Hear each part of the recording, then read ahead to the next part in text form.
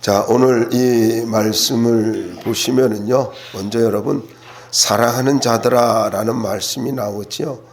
베드로 전후서를 통해서 이 말은 8번 나옵니다. 그런데 이 말은 초대교회에서 성도들 사이에서 자주 사용하는 말이고요. 성도들이 그리스도의 사랑으로 모두 다 연결되어 있다 하는 것을 의미하고 있으며, 기독교가 사랑의 공동체다 하는 것을 보여주고 있는 말씀입니다. 그럼 사도 베드로는 언제 이런 말씀을 사용했느냐 하면은요, 간곡한 권면을 할 때, 그리고 어떤 주제를 환원을 할 때에 그때 사랑하는 자들아 이렇게 표현을 하고 있습니다. 이 말을 가장 많이 한 분은 사도 요한이죠. 사도 요한이 이 말을 많이 했는데, 자, 여러분, 이 말씀에 보면은 11절에 나그네라는 말이 있죠. 나그네가 뭐예요? 일시적으로 거주하면서 법적인 권리를 가지지 못한 자를 말하고, 또 거류민이라고 이렇게 이야기하고 있습니다. 거류민과 나그네 같은, 그러니까 우리는 누구라고요? 거류민과 나그네 같대요. 그럼 거류민이 뭐냐? 그냥 지나가는 행인이에요. 길손을 이야기하고 있습니다. 그러니까 이 말을 지금 은유적으로 사용해 가지고 성도는 누구냐? 성도는 나그네 같고 거류민이래요. 길손이래요. 여러분, 이것이 성도들이 가져야 할 삶의 자세다라는 것을 보여주고 있습니다. 그러니까 이곳이, 이 세상이 우리가 거할 곳이 아니다라는 걸 말씀을 하고 있죠.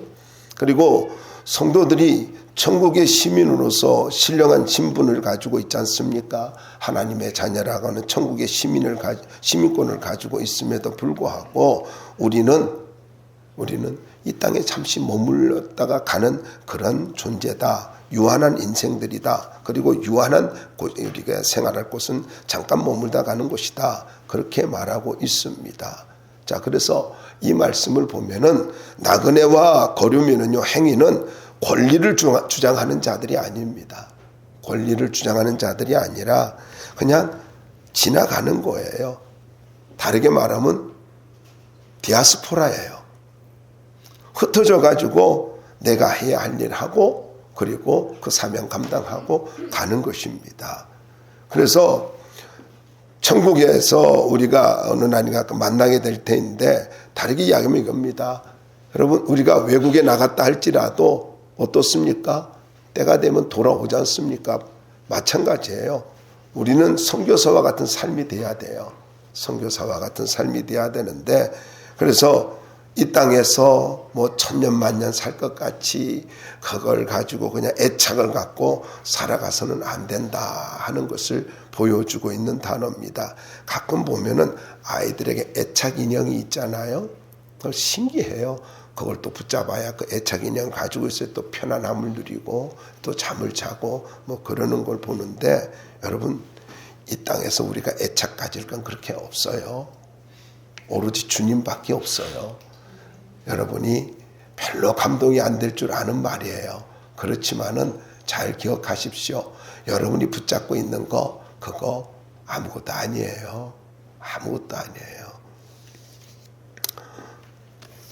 그러면 우리가 어떤 삶을 살아가는 것이 성도로서 가장 보기 좋은 신앙생활이냐 하면은요, 오늘 말씀을 보면은 죄성을 끊어버리는 것입니다. 죄성을. 어떻게 보면 교리적인 그런 모습이라고, 말씀이라고 할 수도 있는데, 한번 보자고요. 실천적으로 우리가 해야 할 것이 무엇인지. 여러분, 11절에 보면은 한번 다시 읽어봅시다. 11절 한번 읽어봅시다. 시작.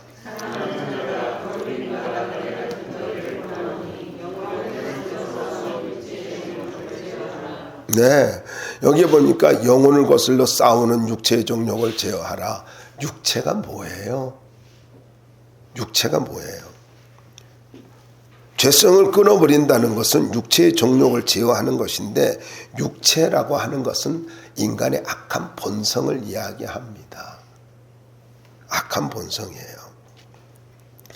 이 육체에서 나오는 이 모든 것들은요, 하나님께서 허락하신 영적인 삶을 힘들게 만듭니다. 한번 생각해 보십시오. 우리가 육신이 나올 때 여러분 어떻습니까? 능력이 있던가요? 없잖아요. 정말로 나는 이렇게 살고 싶지 않은데 지내놓고 나서 뭐라 그래요? 아, 그때 내가 왜 화를 냈지? 아, 그때 내가 왜 그렇게 행동했지? 그때 좀 더 열심히 살걸. 뭐 그런 생각 안 들어요? 1년을 지내놓고 나서 어떻습니까? 우리는요, 사도 바울과 같은 이런 고백이 종종 있잖아요. 오라, 나는 공고한 사람이로다. 이 사망의 몸에서 누가 나를 건져내랴. 이게 우리 고백이잖아요. 아직 이런 고백의 단계가 안 이뤘나요? 저는 종종 그래요. 아, 내가 왜 이렇게까지 못났나? 이렇게까지 내가 참 약한가? 하는 생각을 들 때가 참 많이 있습니다. 그럼 하나님께 도움을 구하고 그러죠. 자, 여러분, 이 말씀 속에서 우리가 분명히 기억해야 될 것은요, 타락한 악한 본성은요, 반드시 우리가 대적해가지고 이거를 이겨야 돼요. 이겨야 돼. 여기 보니까 뭐라 그래요? 거슬러 싸우는 영적 전쟁이에요. 그러니까 저와 여러분들이 이 땅을 살아가면서 정말 아름답게 신앙생활을 잘하려면요, 영적인 싸움에서 이겨야 돼요. 이겨야 돼요. 그런데 물어볼게요. 아, 보이지 않는 걸 어떻게 싸워요? 어떻게 싸워요? 그러니까 자꾸 우리는 싸우라 그러는데 뭐를 싸우냐는 거예요. 간단하게 말씀드릴게요. 뭐 본능이라고 한다면은 본능의 욕구라고 이렇게 이야기할 수도 있겠죠. 그런데 그것보다도 이렇게 말씀을 드리고 싶어요. 여러분의 생각과 싸우기 바랍니다. 생각. 보세요. 마귀는 우리에게 어떻게 역사하는 줄 아세요? 가룟 유다를 가지고 마귀가 쓸 때 생각으로 역사해가지고 그를 사용했잖아요. 그러니까 여러분, 내 생각이 내 생각이라고 생각하면 안 된다는 거예요. 제가 언젠가 말씀드렸잖아요. 생각은 몇 가지가 있다고요? 3가지가 있어요.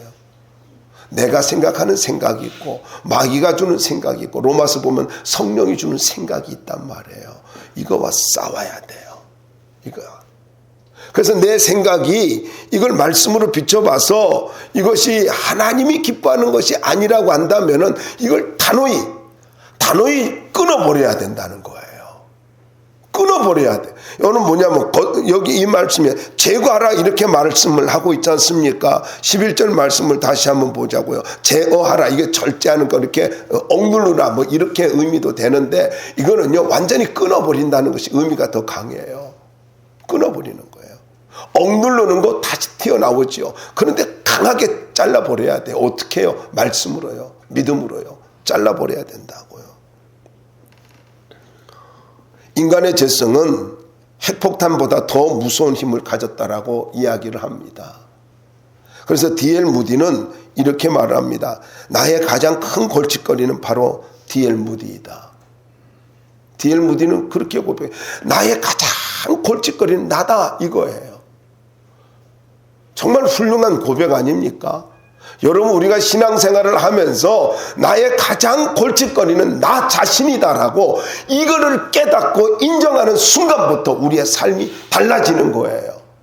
나의 의로움을 생각하는 순간, 나는 이 정도면 목사다와, 나는 이 정도면 장로다와, 나는 이러면 안수집사다와, 나는 이러면 권사다와, 나는 이만하면 집사다와. 여러분, 여기부터 문제가 생기는 거예요.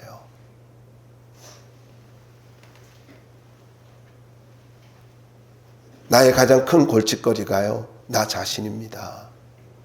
이거 고백해야 돼요. 가끔 이런 기도 안 하시나요? 하나님, 나 이렇게 못났어요. 나 어쩌면 좋아요. 나 좀 도와주실래요? 이런 기도 해본 적 있으신가요? 육체의 종욕이라는 말을 이렇게 이야기할 수 있습니다. 하나님 밖에서 만족을 얻으려는 것. 이게 육체의 정욕이에요. 하나님이 아닌 다른 것으로 만족을 얻으려고 하는 것, 이것이 바로 육체의 정욕입니다. 우리는 자꾸 무엇에? 돈인가요? 아니면 어떤 게임인가요? 한 젊은 애들 보면 가끔은 이해가 가지를 않습니다. 무슨 말이냐면은 그렇게 피곤한데도 게임은 하고 자요. 아니 시험을 앞두고 있는데도 게임은 또 해야 돼요. 그 뭡니까? 거기에서 자기를 찾잖아요. 게임에서 자기를 발견해요. 자기 존재성을 거기서 찾으려고 그래요. 여러분 잘 기억하십시오.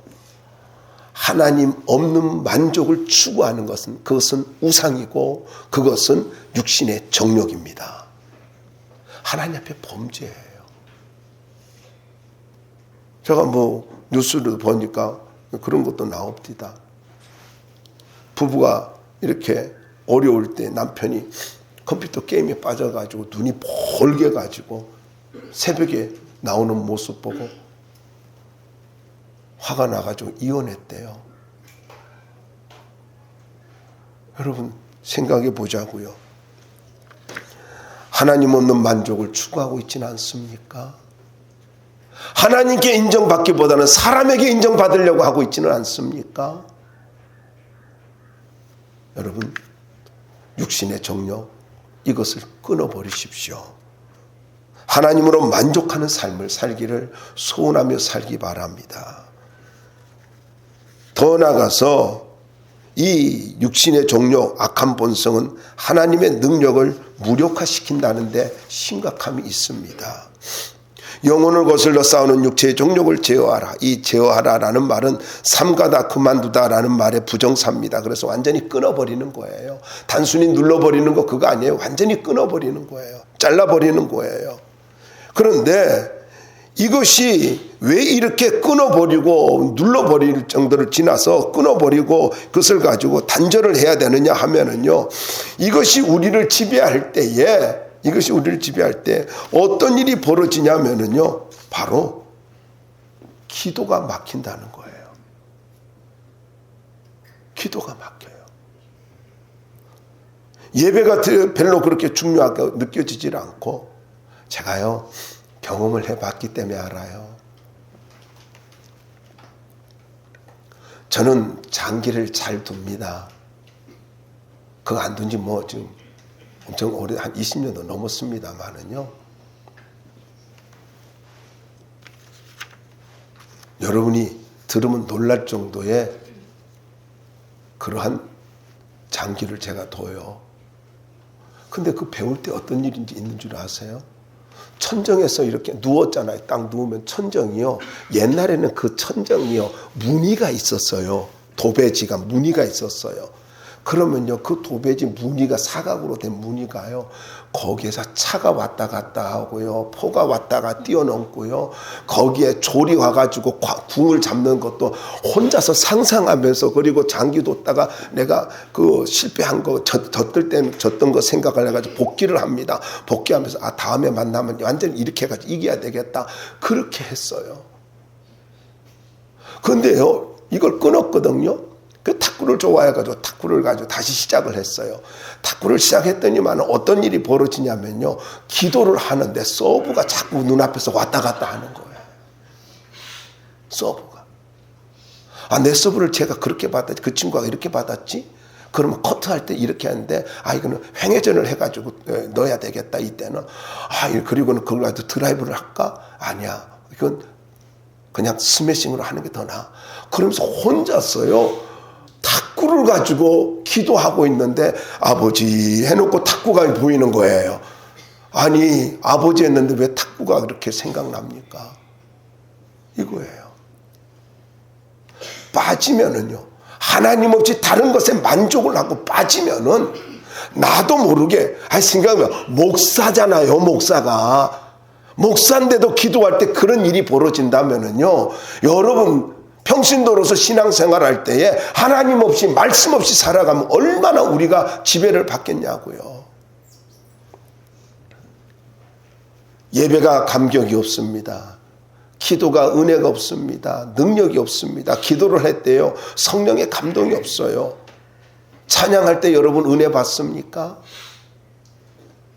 요리 좋아하는 사람은 찬송할 때 요리 생각 안 나요? 기도할 때 요리 생각 안 나요?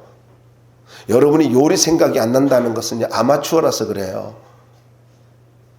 뭐 기도할 때 뭐 이렇게 내가 뭔가 완전히 빠져버리면 거기에 대해서 자꾸 생각이 나는 거예요. 그런데 이런 육신적인 것에 새가 사로잡히게 되면은 헌신이 기쁘지 않아요. 예배가 기쁘지 않아요. 순종이 기쁘지 않아요. 육신의 모든 것들을 합리적인 핑계를 대면서 내 육신에 좋아하는 것으로 따라가게 된다는 거예요. 그러면서 여러분 이걸 가지고 완전히 차단시키지 않으면 우리는 거기에 노예가 됩니다. 그래서 성경은 뭐라고 하냐면 한번 찾아봐요. 갈라디아서 5장 16절을 한번 찾아보자고요.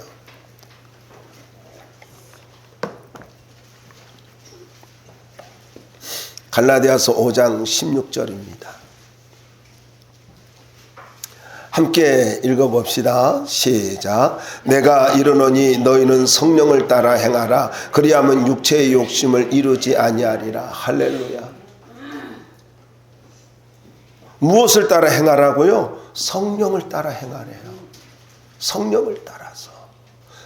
너의 생각과 너의 본능으로 살지 말고 느낌으로 살지 말고 성령을 따라 행하라는 거예요. 그러므로 우리는요 반드시 우린 점검을 해야 됩니다. 내가 어떤 결정을 할 때, 내가 어떤 행동을 할 때 이것이 성령의 인도함인가를 늘 물어야 되는 거예요.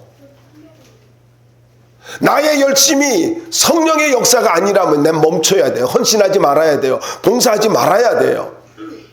그런데 내가 섬기지 않고 순종하지 않는 것이 그것이 성령이 기뻐하지 않는 거라면요, 우리는 성령이 기뻐하는 대로 하나님 당신의 도구로서 주시옵소서 그렇게 고백할 수 있어야 된다고요. 다시 말씀드립니다. 너희는 성령을 따라 행하라.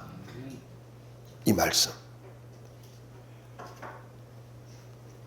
여러분이 어디서 무엇을 하든지 누구를 만나든지 어떤 생각을 하든지 그 모든 것이 성령의 인도함이 있기를 바랍니다. 그렇지 않으면 능력을 다 잃어버리게 돼요. 특징이 이거예요. 여러분 육신을 따라서 살아가다 보면 어떤 일이 벌어진 줄 아세요? 내가 기도가 중요하게 안 느껴지고 예배가 중요하게 안 느껴지고 그러면 말씀이 중요하게 안 느껴져요. 그냥 그래야지, 읽어야지, 기도해야지, 예배드려야지 생각은 하는데 가까이 하질 않아요. 그리고는 내게서 능력이 나오질 않습니다. 더 심하게 말씀드릴까요? 현상이니까. 자꾸 불안함이 생기고 그리고 잠을 자는 것이 두렵고 꿈자리가 안 좋아져요. 지배받고 있는 거예요. 악한 것에. 다시 말씀드립니다. 육신으로 살지 마십시오. 성령으로 살기 바랍니다. 더 나아가서 죄성을 십자가에 못 박고 내가 죽어야 합니다. 로마서 6장 6절을 보면은 우리가 알거니와 우리의 옛사람이 예수와 함께 십자가에 못 박힌 것은 죄의 몸이 죽어 다시는 우리가 죄에게 종노릇하지 아니하려 함이니. 여러분 우리의 정과 욕심을 십자가에 못 박아야 된대요. 죄의 종노릇 하지 말아야 된대요. 한번 찾아보자고요. 고린도전서 9장 27절입니다. 고린도전서 9장 27절. 이거는 다 찾아야 됩니다.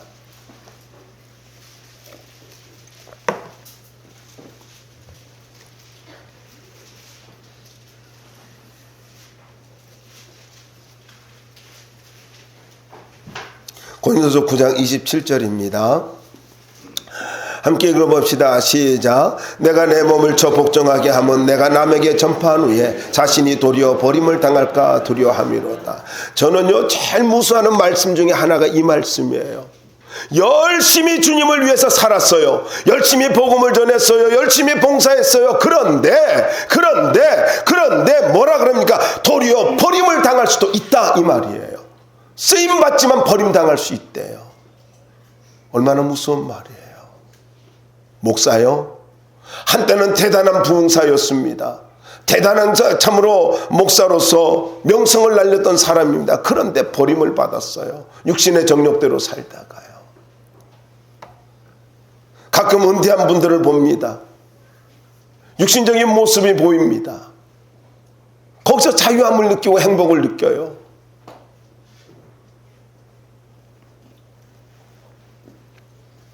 우리나라에 꽤 유명했던 부흥사의 사모님이 있습니다. 은퇴를 했습니다.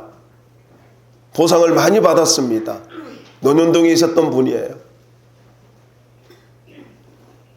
근데 은퇴하고 보상받고 돈이 있으니까 목사님 목회를 안 하니까 뭐 이렇게 단체에 담석해가지고 돌아다닙니다만 그 사모님이요. 그 말을 듣고 내가 얼마나 충격을 받았는지요. 이건 덕스럽지 않는 이야기고요. 그 사모님이 성도에 있는 절에 나간대요. 사모가. 미친 거 아니에요? 그 양반 구원도 안 받는 사람 아니에요? 도대체 지금까지 그 목사는 뭐 했다는 거예요? 여러분 잘 기억하세요. 하나님 앞에 버림받을 수도 있어요. 다시 여기 말씀 보자고요.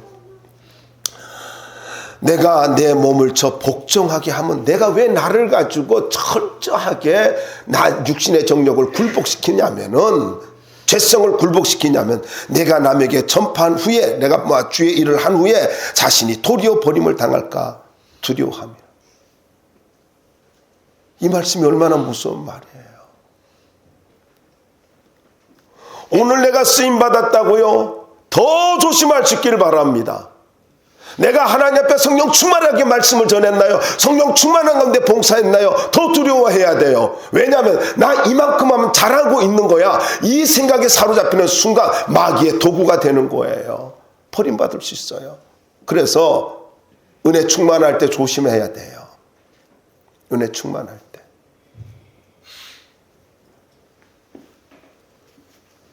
참 재밌어요. 제 얘기 할게요. 제 얘기 하면 그래. 아주 설교를 잘 준비한 것 같았어요. 그래가지고 오늘은 완전히 홈런이다. 이런 마음이 들 때가 있습니다. 내가 봐도 원고가 참 괜찮아요. 그런데 성령이 도와주지 않으니까요. 완전히 버벅거렸어요. 등에 진땀이 났어요. 뭔가를 잘했어요? 성가대로 해봅시다. 성가대 찬양 잘했나요? 그 다음에도 잘하겠지? 아니에요. 여러분 주의 일은요. 성령이 도와주지 않으면 안 돼요. 늘 겸손해야 되고 성령을 따라 살아야 돼요.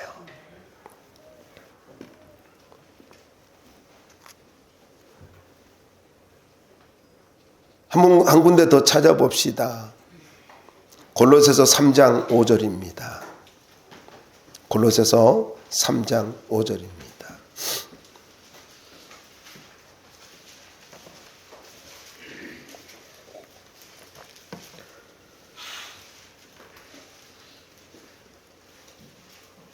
함께 읽어봅시다. 시작. 그러므로 땅에 있는 지체를 죽이라. 곧 음란과 부정과 사욕과 악한 정욕과 탐심이니 탐심은 우상 숭배니라. 나를 죽이래요. 한 군데 더 봅시다.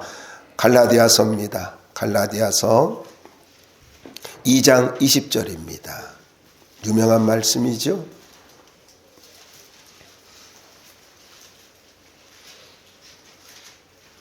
함께 읽어봅시다. 시작. 내가 그리스도와 함께 십자가에 못 박혔나니 그런즉 이제는 내가 사는 것이 아니요 오직 내 안에 그리스도께서 사시는 것이라. 이제 내가 육체 가운데 사는 것은 나를 사랑하사 나를 위하여 자기 자신을 버리신 하나님의 아들을 믿는 믿음 안에서 사는 것이라. 할렐루야. 한마디로 간단하면 이겁니다. 간단하게 말씀드리면요. 나는 죽고 예수로 사는 거예요. 어떻게 살아요? 나는 죽고 예수로 사는 거예요. 자꾸 내가 죽어야 돼요. 자꾸 여러분, 우리가 교회에서 말이죠, 자꾸 내가 드러나면 안 돼요. 목사도 드러나도 안 되고요, 성도도 드러나도 안 돼요, 장로도 드러나지 않고요, 모두 다 누구도 사람이 드러나면 안 돼요. 오로지 그 사람을 통해서 예수님만 드러나야 돼요. 나는 죽고 예수로 사는 그런 교회가 돼야 된다고요. 그런 신앙생활을 해야 된다고요. 물론 상황에 따라 화가 날 수 있어요. 그런데 여러분, 그 화가, 사람의 분노가 하나님의 의를 이루지 못한다고 하잖아요. 그러니까 어떻게 해요? 참아야죠. 자, 두 번째로 보기 좋은 신앙생활은요, 첫 번째, 나는 죽어야 돼요. 나는 죽어야 돼요. 쉽게 말하면 죄성을 끊어버리는 건데, 이거를 나는 죽고 예수로 사는 것입니다. 두 번째로는 선한 삶을 사는 것이 보기 좋은 신앙생활입니다. 선한 행실이 뭘까요? 12절 말씀을 다시 보시면은요, 여기 행실이라는 말이 나오잖아요. 행실이라는 말은요, 그냥 한문으로는 행동의 열매지 않습니까? 그런데 원뜻은요, 삶의 방식, 행동이란 뜻입니다. 그러니까 베드로가 성도들에게 삶의 방식과 행동이 선해야 된다, 이 말이에요. 행실이 선하다. 삶의 방식과 행동이. 그러니까 여러분, 선하다는 말은 그럼 무슨 말이냐? 착하다, 그런 뜻 아닙니다. 착하다는 뜻이 아니라 보기가 좋다, 가치 있다, 덕스럽다, 아름답다, 이런 뜻이에요. 그러니까 무슨 말이냐면은 삶의 방식이 보기가 좋아야 되고, 삶의 가치가 보기가 좋아야 되고, 삶의 방식이 덕스러워야 된다라는 것입니다. 삶의 방식이 내 맘대로야, 내 마음이야, 아니에요. 히브리서 13장 18절 말씀을 한번 찾아봅시다. 히브리서 13장 18절입니다.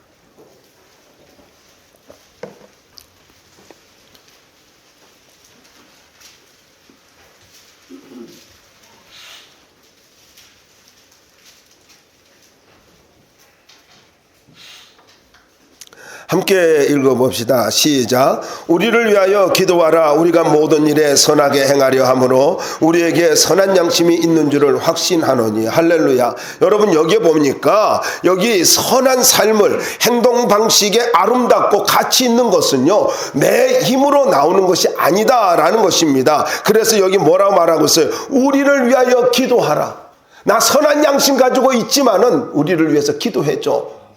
단수로 바꿀게요. 나 선한 양심 가지고 있지만은 내가 할 수 있는 것이 아니라 너희들의 기도로 도와줘. 그러면 내가 아름다운 삶의 방식을 갖고 살아갈 수가 있어, 이거예요.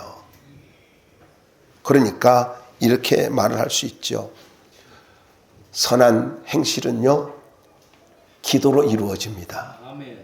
내 삶의 모든 방식은요, 내 모든 삶의 행동 양식은 기도로 결정되어지는 것입니다. 그래서 이 말씀 드리는 거예요. 기도하지 않으면은 절대로 여러분 자만하지 마세요. 장담하지 마세요. 그건 육신적인 거예요. 언제 무너질지 모르는 사상 누각과 같은 그런 삶이에요. 기도하지 않고 무슨 주의 일을 한다고요? 어림도 없는 소리 하지 마세요. 마귀가 그렇게 호락호락하지 않습니다. 목사도 마찬가지입니다. 말씀과 기도를 가까이 하지 않고 하려고 해보세요. 버벅거려요. 말은 그렇게 미사역으로 유창하게 할 수 있을지 모르지만은, 어떤 논리적으로 합리성을 갖고 이야기할 수 있을지 모르지만은 전혀 감동이 없고 변화가 되질 않아요. 변화가 일어나지 않아요. 우리의 삶이요, 기도 없이는 이루어질 수 없습니다. 그러면 여기 선한 행실의 세 가지 의미를 보자고요. 아까 말씀드린 대로 보기가 좋아야 된대요. 그러니까 평가 기준이 내가 아닙니다. 평가 기준은요, 일단은 다른 사람이 나를 평가하는 거예요. 평가 기준이 내가 아니에요. 나 이만하면 괜찮아가 아니에요. 나 목사니까 이만하면 괜찮아, 장로니까 이만하면 괜찮아, 아니라는 거예요. 다른 사람이 나를 어떻게 평가하는지, 더 나아가서 하나님이 나를 어떻게 평가하고 있는지 그걸 봐야 된다는 거예요. 기준은 하나님께 있어요. 하나님께 있다고요. 그럼 보자고요. 하나님께서 지난번에도 말씀드렸습니다만은요. 하나님께서 노아에게 뭐라 했습니까? 당대의 완전한 자라 이렇게 말했잖아요. 근데 완전이라는 말이 그것이 퍼펙트한 걸 뭐 흠이 없는 그걸 이야기합니까? 아니잖아요. 그 시대에 성숙한 자라 이 말이잖아요. 그러니까 하나님의 기준은요. 하나님의 원함은 우리가 성숙하기를 원한다는 겁니다. 금요일날 말씀드렸잖아요. 성숙해지기를 원하는 거예요. 멈추면 안 돼요. 하나님이 보시기에 좋은 것은요, 성숙입니다. 날마다 믿음이 자라가는 것입니다. 어떤 사람은 그럽니다. 나도 젊은 때 그렇게 했어. 그럽니다. 여러분, 그렇다면 여러분의 성경 속에서요, 이 말씀은 지워야 돼요. 내 겉사람은 후패하나 내 속사람은 날로 새로워지는도다. 이 말씀 여러분 성경에서 지워버려야 돼요. 뜯어버려야 돼요. 우리는요, 나이가 많아 갈수록 어떤 일이 벌어져야 돼요? 성숙함이 보여져야 돼요. 아, 정말 저 권사님은 닮고 싶은 권사님, 저 장로님은 닮고 싶은 장로님, 이런 모습이 나와야 된단 말이에요. 변화가 일어나야 돼요. 보기 좋아야 됩니다. 누가 보더라도 보기가 좋아야 돼요. 두 번째로는 가치가 있어야 됩니다. 여러분, 선하다는 말은 뭐라고요? 가치 있다라는 겁니다. 쉽게 말씀드리면은 삶의 방식과 행동이 가치가 있는 것. 본능적으로 사는 게 아니라는 거예요. 느낌으로 사는 거 아니라는 거예요. 잊지 마세요. 삶의 방식과 행동이 무가치하면 무가치한 인생이 됩니다. 근데 하나님의 요구는 어떻습니까? 나를 가치 있는 인생을 살기를 원하십니다. 하나님은 우리가 가치 있는 인생이 되기를 원해요. 세 번째로 덕스러워야 된대요. 아, 믿음으로 여러분, 베드로서를 보시기 바랍니다. 베드로서를 보시면은요, 베드로후서 1장 5절인데 거기에 보면요, 믿음의 덕을 이렇게 말하고 있어요. 믿음의 덕을. 믿음이 있나요? 반드시 인격에 덕이 있어야 돼요. 덕이 없으면은, 그러니까 자꾸 여러분 믿음이 어리면 어떻습니까? 비축배축 해가지고 시험도 잘 들고 넘어지기도 잘해요. 그러면 어떻습니까? 아니, 믿음이 이렇게 잘하면서 넘어지는 거는 그거는 가지고 이쁘게 봐줄 수 있어요. 아니, 생각해 보세요. 우리 유준이가 넘어져요. 일어나다가 넘어져요. 이놈의 새끼가 어디서 넘어져 이럽니까? 아이고, 일어서려다가 넘어졌네. 다시 일어나봐, 다시 일어나봐. 그게 얼마나 이뻐요. 여러분의 손주가 아니라서 안 이쁘겠지만 나는 이뻐. 영상을 보내주면 이렇게 보면은 아이고, 기어갔네. 아이고, 일어섰네. 너무 이뻐요. 그런데 지 얘기한다고 저 두들깁니다, 제가. 그런데 한번 보자고요. 신앙생활하면서 맨날 문제 일으키고 속썩이고 근심거리가 돼보세요. 목사 진 빠지는 거 아니에요? 옆에 리더가 진 빠지는 거 아니에요? 아니, 구역인데 구역 식구가 맨날 가지고 그 구역원이 속썩여봐요. 그러면은요, 나한테 와서 이래요. 목사님 제발 구역 좀 바꿔주세요. 그런다고요. 근데 우리 교회는 그런 사람이 없어. 바꿔달라는 사람이 없어. 너무 감사해. 자기들끼리 잘 노는가 봐. 그럼 감사하지. 2026년도에는 남전도에도 구역 예배 잘 드려서 안 되면 내가 투입합니다. 내가 들어갑니다. 잘 하십시오. 그래서 우리가요, 삶이 하나님께 영광 돌려야 돼요. 마태복음 5장 16절 제가 읽어드릴게요. 이같이 너희 빛이 사람 앞에 비치게 하여 그들로 너희 착한 행실을 보고 하늘에 계신 너희 아버지께 영광을 돌리게 하라. 여러분, 우리가 착한 행실, 믿음의 행실이 나와야 되는데 특별히 덕이 있는 삶을 살아야 돼요. 덕이 있어야. 착하다는 게 뭐예요? 선하다는 말이 뭐라고요? 덕이 있어야 된대요. 덕이 있어야 된다고. 그래서 교회에서도 여러분, 믿음은요, 이렇게 설명을 할 수 있어요. 믿음은요, 칼날과 같아요. 믿음은 예리한 칼날입니다. 원리입니다. 믿음으로 말하면요, 안 걸리는 사람이 없어요. 다 걸려요. 이건 양쪽 칼날과 같아요. 이걸 휘두르면요, 상처받아요. 그런데 명검일수록 칼집이 좋습니다. 이 칼집이 덕입니다. 그래서 우리에게 뭐가 있어야 돼요? 칼집이 좋아야 돼요. 해가지고 믿음 있다 해가지고 누구 뭘 정죄하고 그러지 말아요. 여러분의 인격이, 여러분의 그 칼집이, 믿음의 칼집이 좋을 수 있길 바랍니다. 명검일수록 칼집이 좋아요. 마지막입니다. 하나님께 영광 돌리는 삶인데, 여러분 12절 말씀에 보면 비방받지 말래요. 여러분 말씀 보자고요. 한번 12절 다시 읽어볼까요? 시작. 너희가 이방인 중에서 행실을 선하게 가져 너희를 악행한다고 비방하는 자들로 하여금 너희 선한 일을 보고 오시는 날에 하나님께 영광을 돌리게 하려 함이라. 자, 여러분 불신자들 있죠. 불신자들, 예수 믿는 사람이 악한 일을 하면 비방을 받지 않습니까? 그런데 이방인은 본래요 육체적 혈통으로 유대인이 아니지 않습니까? 그런데 여기서는요 이렇게 우리에게 적용한다면은 예수님을 영접하지 않는 사람을 말합니다. 예수 믿지 않는 사람, 영접하지 않는 사람들이, 성도들이 선한 삶을 사는 것을 볼 수 있어야 돼. 여러분을 보고 아 정말 예수 믿는 사람답다 이렇게 느껴야 돼요. 느껴야 된다고. 제가 뭐 이야기하기는 좀 그렇습니다만 그냥 넘어갈게요. 저 어느 날 그러더래요. 어떤 분이 저한테 저를 보고 와가지고 목사님이세요 그러더라고요. 얼마나 기분이 좋은지요. 어떻게 알았어요? 그랬더니 목사님 같았어요 그러더라고요. 그때 우리 집사람이 그러더라고요. 당신은 어딜 봐도 목사예요 그러더라고요. 그래서 그렇구나. 근데 한번 기분 나쁜 일이 있었어요. 날들어 그래요. 뭐 하시는 분이에요? 사장님이세요? 그러더라고요. 사장 아닌데요. 그러니까 그냥 와버렸어요. 목사란 말을 안 하고요. 여러분 누가 보더라도요 나를 예수 믿는 사람같이 봐야 되지 않습니까? 여기 보고라는 말이요 이게 무서운 말입니다. 무슨 말이냐면 감시자라는 뜻이에요. 본다는 말이 감시자라는 말인데 이 말이 또 현재 능동태 분사거든요. 그러니까 계속해서 보는 거예요. 계속해서 우리를 감시하는 거예요. 그래서 이런 말이 있습니다. 안 믿는 사람은 창세기를 몰라도 여러분을 통해서 하나님의 살아계심은 발견할 수가 있다. 성경은 몰라도 우리를 통해서 하나님을 볼 수 있다라는 겁니다. 그래서 사람들이 나를 안 보는 것 같지만 유심히 보고 있습니다. 부탁하건대 여러분 식기도 신앙은 되지 마십시오. 하루에 뭐 그것도 기도 안 하고 먹는 사람도 있습니다만 식기도로 신앙생활 유지하려는 분이 있어요. 하루에 3번은 하지 않습니까? 그래요.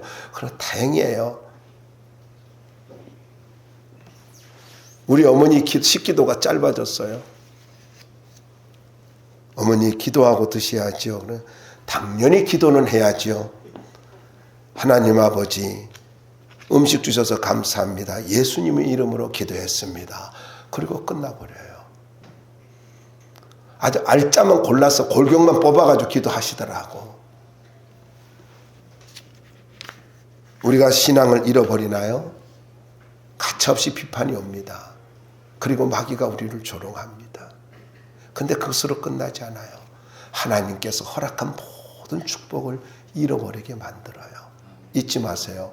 하나님의 축복은요 영적 전쟁을 통해서 얻어지는 거예요. 그러므로 기도해야 됩니다. 자, 오시는 날이라는 말이 있죠. 오시는 날. 너희 선한 일을 보고 오시는 날에 하나님께 영광을 돌리게 하려 함이라. 자, 오시는 날. 이 오시는 날이라는 말은요 하나님이 방문하시는 날이란 뜻입니다. 그러니까 하나님께서 고난 중에 있는 자들을 위해서 친히 방문하셔서 위로해 주시고 그리고 문제를 해결해 주시고 해방을 시켜 주시는 것을 말합니다. 출애굽 사건이 이와 같은 거예요. 그리고 악인들은 심판하기 하시는 그런 날이기도 합니다. 그래서 저는 이 말을 좀 확대해서 말씀을 드리고 싶습니다. 물론 종교개혁자 칼빈은 이방인들이 회개하는 날이다 이렇게 말을 하고 있는데 저는 이걸 가지고 좀 더 확대해서 말씀드리고 싶어요. 여러분, 우리가 이 땅을 살아가면서 하나님이 찾아오시는 날이 있습니다. 근데 언제 찾아올까요? 언제 우리를 찾아올까요?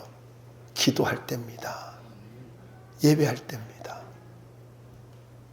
다시 말씀드리지만은 내 가정에 하나님이 찾아오기를 원합니다. 내 사업장에 하나님이 찾아오기를 원합니다.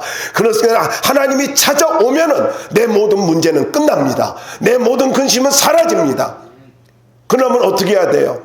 하나님 앞에 기도해야 돼요. 아름다운 삶을 살아야 돼요. 말씀과 기도가 없는 삶은 하나님이 찾아올 수가 없어요. 제발 부탁드립니다. 여러분, 아름다운 축복만을 꿈꾸지 말고 하나님이 찾아오시도록 기도에 우선순위를 둘 수 있기를 바랍니다. 기도를 잃어버린 순간 여러분, 하나님과의 거리가 멀어진다는 걸 잊지 말아야 돼요. 이렇게 이야기할 수 있어요. 하나님과의 거리는요, 기도의 거리와 같다.